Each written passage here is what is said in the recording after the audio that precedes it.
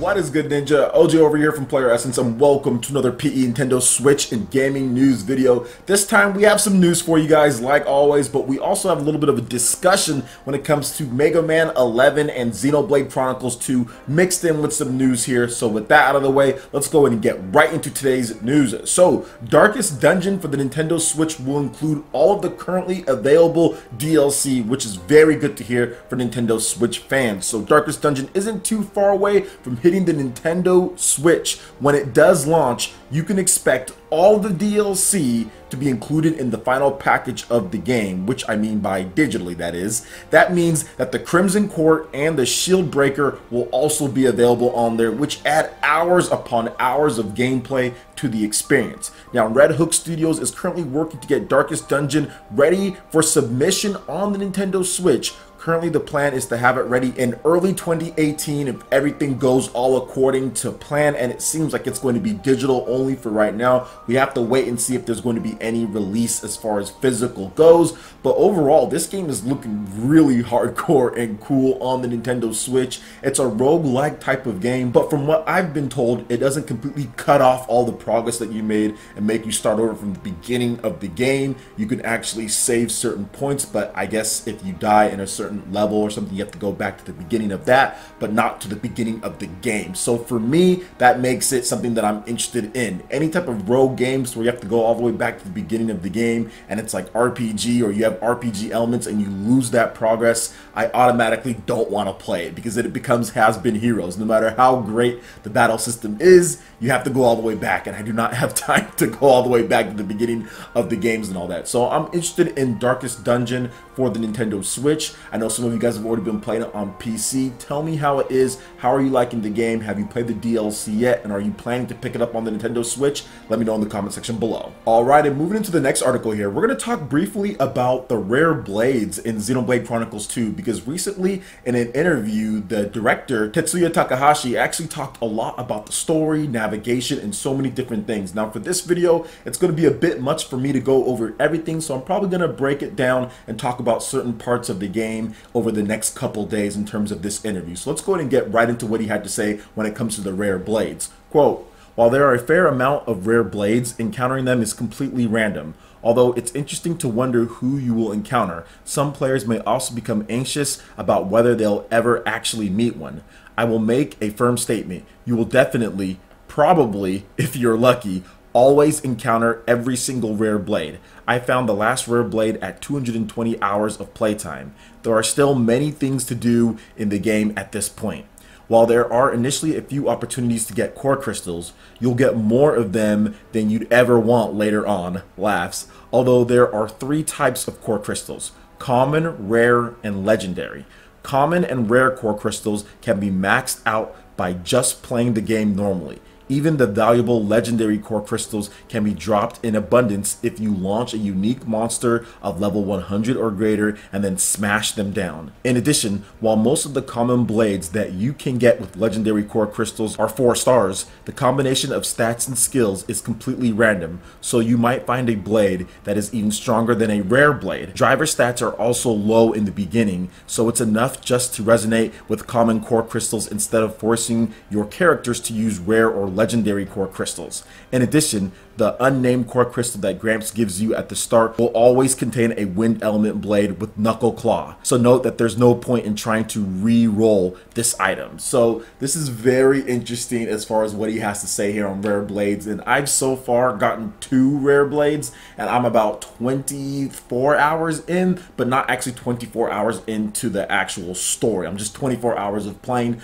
I do a lot of power leveling. I'm at level 18 and I'm trying to get to at least level 20, and then I'll move on past that. So that takes a lot of battling if you want to get up there. And the enemies, even if they're a lower level than you, it can take a lot to kind of wail on them. Right now I'm just kind of fighting some of the unique monsters over to get the most experience that I can, going through collecting items and doing all this stuff as far as just leveling up my characters so I know that I'm strong enough for the next battles ahead. But I do want to talk a little bit more about Xenoblade Chronicles 2, because there's been talk across the internet and other things, especially with all sorts of reports and things coming out when it comes to this game. And some people have even thought, well, maybe they should have just like delayed it till next year, or maybe they should have just had it later because Nintendo had enough for this year. But I would say 100% that would have been a bad decision. And I'll give you guys a few reasons why it's a bad decision and what I think Xenoblade 2 at least means to me and a lot of the fans who have been waiting for this game.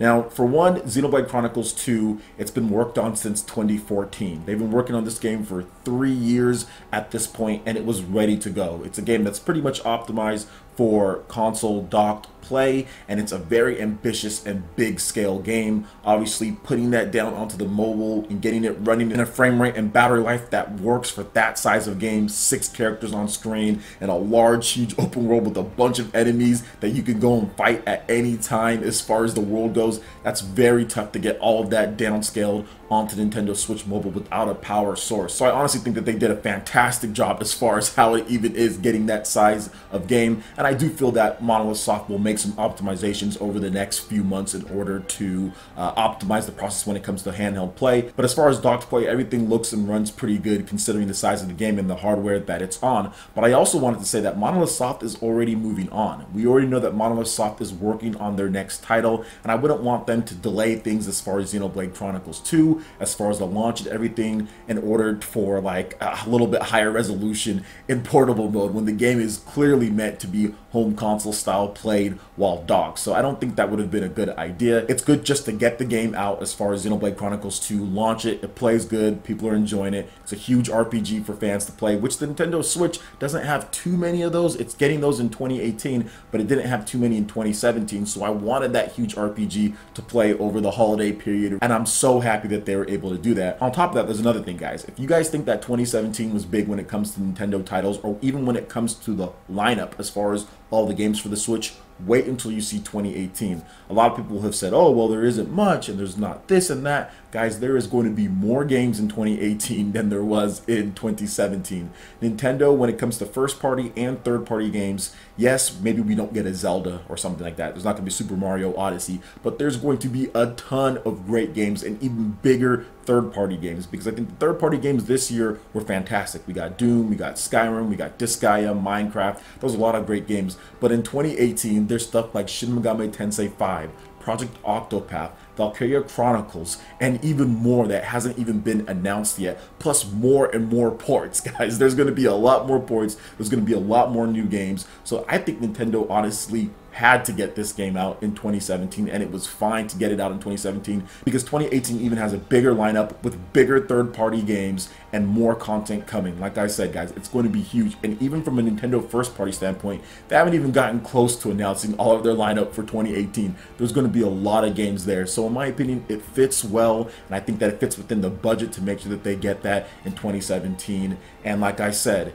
they're already working on their next game. No need to hold up the progress as far as the launch goes, because the launch is very important. No need to hold up the progress of that when you're already done, and you can move on to your next project, because we all know that Monolith Soft is already working on their next Nintendo Switch game. So it's going to be interesting to see if they announce that in 2018 as far as what they have next for us. Plus, we have stuff like Retro Studios, Next Level, Monster Games. There's a lot of studios that we have no idea what they're doing, so it's going to be interesting to see what projects they're working on as well. So those are kind of my thoughts when it comes to it. When it comes to Xenoblade Chronicles 2 in general, I am absolutely having a blast. I love the rare blade system, even though it can be a little bit frustrating when it comes to the rare blades and how much you get, but just make sure you buff up that luck stat on that Bunnet choker and just see if you can get some good rare blades. That's what I did, and I ended up getting another one, so I'm looking forward to collecting more of those. I'm just looking forward to playing more of Xenoblade Chronicles 2. It's been such a great game to play. I usually play it docked pretty much for the most part, and then right before bed I might just do a little bit of leveling up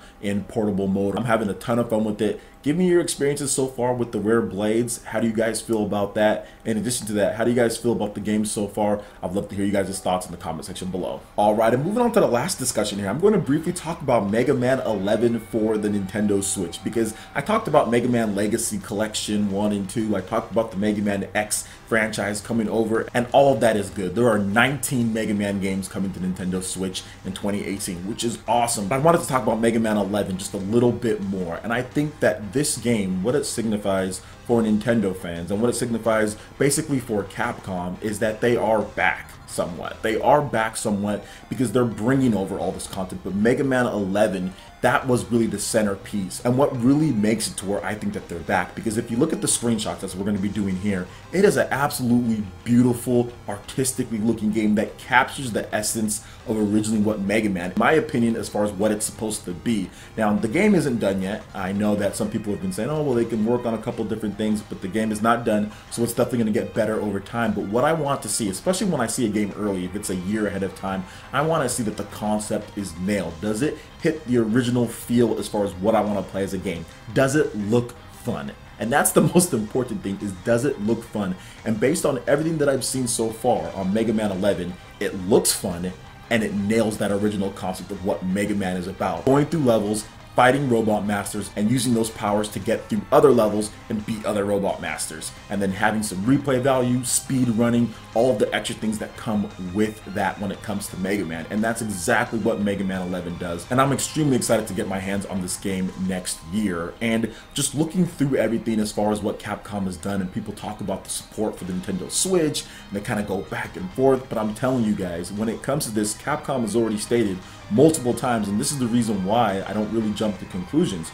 Capcom has stated multiple times that they have multi-platform games in development for the Nintendo Switch, in addition to other titles as well. And we've seen so far, Ace Attorney could be one of those other titles. Then we have Mega Man 11 and a bunch of other Mega Man games, and there's going to be more than just that. So I understand Capcom necessarily hasn't done the best when it comes to Nintendo Switch, but overall, considering that they've got all of these games within the first year of the Nintendo Switch, year and a half or so, they're going to have Mega Man 11, Resident Evil Revelations, Ultra Street Fighter, Ace Attorney, and more.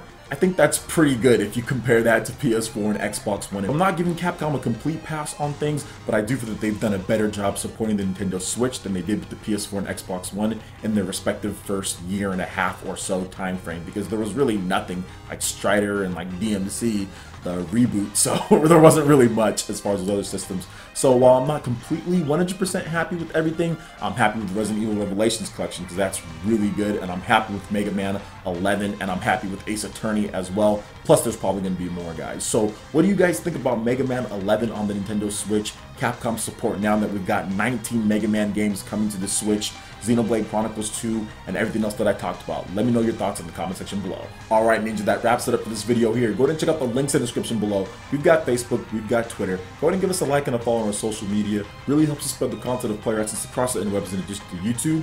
Also, make sure you check out our Patreon and YouTube live gaming page and consider supporting Player Essence. When you do so, it gets you access to all sorts of cool benefits, perks, rewards, and emotes. Hit that like button if you did like this video. Lets me know you guys want more content like this going forward in the future. And subscribe to Player Essence for the latest RPG, Japanese, and Nintendo gaming news. Thank you so much for watching, and we'll catch you, Ninja, for the next video. Peace!